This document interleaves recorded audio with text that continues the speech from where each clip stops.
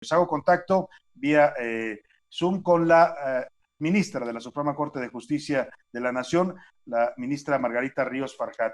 Qué gusto saludarla, querida ministra. Muy buenas noches. El gusto es mío, Salvador. Muy buenas noches. Gracias por invitarme. Al contrario, gracias a usted por aceptar tomarnos esta comunicación.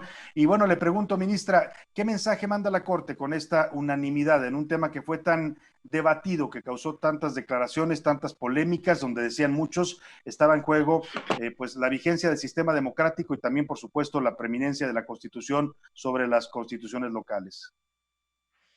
La unanimidad en una Corte Suprema, en un órgano colegiado, es algo muy difícil de lograr. Y se entiende porque tenemos perspectivas jurídicas y filosóficas distintas, historias de vida y maneras de apreciar, sobre todo temas morales o de manera distinta. Vemos los hechos también de manera distinta. En este caso fue muy interesante que todos coincidimos en que la violación constitucional era evidente. Creo que para todos o para prácticamente, bueno, todos, porque todos votamos así, era un tema técnico. En otros casos, cuando hay apreciaciones morales sobre ciertos principios, la unanimidad es difícil de alcanzar, pero no significa que la decisión sea menos valiosa o menos fuerte. Creo que en este caso el precedente que se sienta es sumamente importante. El ministro presidente, al hacer su exposición, compara este intento del Congreso de Baja California con un fraude, dice él, un fraude democrático y un fraude a la Constitución. O sea, se trataba pues de burlar no solo el sistema electoral, sino también a la propia Constitución General. Hay una parte en la sentencia que nos propuso el ministro Franco que menciona justamente este tema del fraude a la Constitución General y que retomó el ministro presidente Saldívar, precisamente hablando, narrando, explicando los principios constitucionales que encontrábamos que se estaban violando en esta situación. La sentencia dice permitir que sea extendido o prorrogado el mandato de los cargos de elección popular una vez expresada la voluntad general en las urnas, con la sola justificación de que los representantes beneficiados aún no toman posesión del cargo, implica desconocer ese principio constitucional y por ende, aunque formalmente lo permita la literalidad de los criterios reseñados, es una cuestión técnica, entraña también, como en el caso sucedió, un fraude a la ley en clave constitucional. ¿Qué significa esto? Que utilizando un poder, utilizando la potestad del Congreso de Baja California, dentro de sus funciones, emite una modificación a la constitución local que permite o estaba permitiendo esta circunstancia de extender el plazo de un mandato que ya había sido votado en otro juego distinto. Era un cambio de reglas de juego. Entonces, a eso se refiere en el tema de una defraudación a la Constitución, ¿no?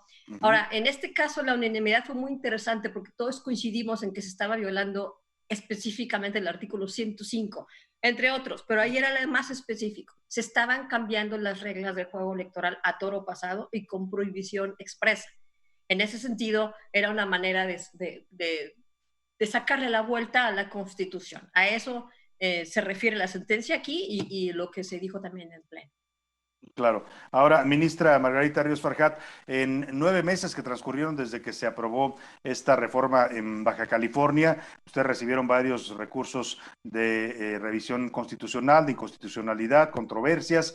Le pregunto, en todo este tiempo fue un tema muy intenso en los corrillos políticos.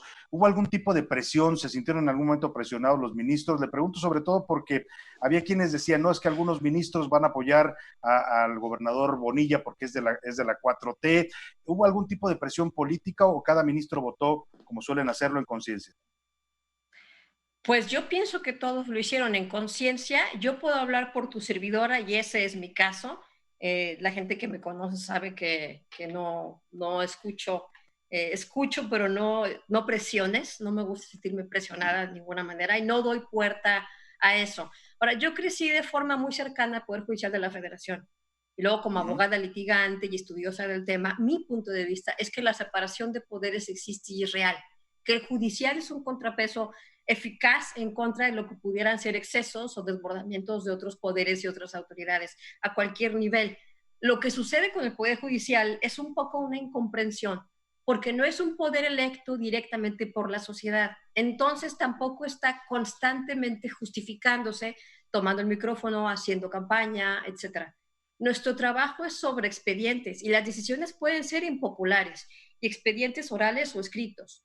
Finalmente es a solas, en el estudio, en la reflexión de cada caso, qué dicta nuestro entendimiento del derecho en cada caso, qué dice nuestra conciencia al respecto, qué repercusiones se generarán, qué precedentes dejaremos, qué principios estamos abrazando. Con todo esto hay que vivir y dormir tranquilos.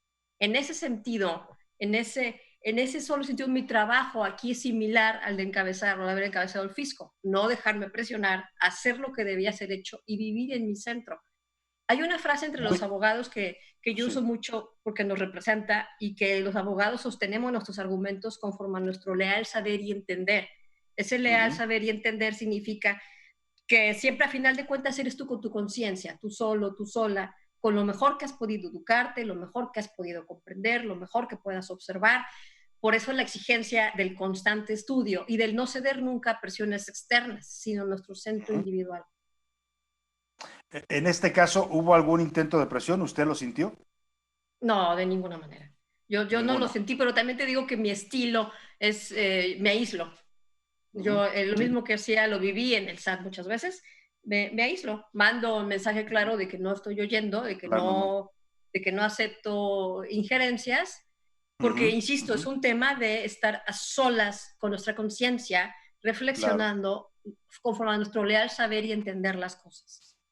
Ahora, ministra, en las reacciones de muchos actores a este tema, porque es un tema que involucró a muchos actores, a instituciones públicas, a partidos políticos, a dirigentes, muchos escucho que dicen dos cosas sobre este fallo unánime de la Corte. Uno, se fortalece la división de poderes y dos, el tema también del apoyo a los órganos electorales. Ustedes están validando de algún modo lo que antes ya había dicho el INE y el Tribunal Electoral del Poder Judicial de la Federación. Bueno, creo que el mensaje aquí es muy claro, la decisión que se tomó hoy. Y si me preguntaras una frase, yo la frase diría que no hay forma de sacarle la vuelta a la Constitución. No habrá interpretaciones extravagantes, litigios complicados, argumentos sobre derechos adquiridos, etcétera, porque cambiaron circunstancias, lo que tú quieras. No vale eso. Lo que quedó muy claro es que la Constitución es sencilla, es clara y es contundente. Queda muy claro que la Corte restituyó una violación constitucional, pero también hay que decir que eso lo pudimos hacer porque los partidos políticos, porque la CNDH promovieron las acciones de inconstitucionalidad que nos permitieron pronunciarnos. Nosotros no llegamos de repente a decidir sobre la llamada ley Bonilla. Los ministros y ministras no podemos traer los conflictos sociales a nuestros escritorios. Si la Corte es activa y fuerte es porque la sociedad así lo es también y porque la sociedad es la que nos trae los dos casos. Al final de mi intervención en el Pleno remarqué que hay un elemento muy importante en materia electoral que emana de la seguridad jurídica y ese elemento es la confianza. Confianza en los procesos, confianza en el voto, confianza en las autoridades electorales, en la competencia electoral, confianza en la democracia. Y no puedes confiar en la democracia cuando reina la inseguridad jurídica. En este caso, al alterarse la duración de un cargo público que ya había sido votado, que es un tema eminentemente electoral, una vez que finalizó la sección, el precedente era gravísimo. De haberse mantenido ese precedente, el ciudadano, con justa razón, podía haber temido que una vez que emitiera su voto en futuros procesos electorales, pudiera extenderse la duración de los cargos. Eso lo atajó la Corte el día de hoy. Con toda claridad hemos respaldado la Constitución Federal que prohíbe esto. No importa cuántos intentos se hagan, no importa cuántas reformas o leyes se emitan para tratar de justificar una violación constitucional. Esa es la seguridad jurídica y creo que gracias a ella la sociedad puede confiar y crecer. ¿Coincide en ese sentido, finalmente, ministra, que este es un fallo que siente un precedente histórico importante? Creo que sienta un precedente histórico importante, que es justamente ese, que no importa todo lo que se realice en aras de justificar una violación constitucional, la violación ahí está y nuestro deber es restaurar la vigencia constitucional. Ministra Margarita Ríos Farjat, un gusto conversar con usted. Gracias por darnos esta opinión para el auditorio de las noticias de la noche. El gusto es mío, Salvador. Muchísimas gracias. Que pasen buenas noches. Muy buenas noches a la ministra Margarita Ríos Farjat. Clara, puntual, ahí están el análisis que hace de este fallo, como ella misma reconoce, histórico, siente un precedente, sí, que nos da más certidumbre a los mexicanos. El voto debe de prevalecer sobre todo y la Constitución sobre todo. Nadie puede darle vuelta a la Constitución por más argucias legales o por más intentos que haga, dice la ministra Ríos Farjat.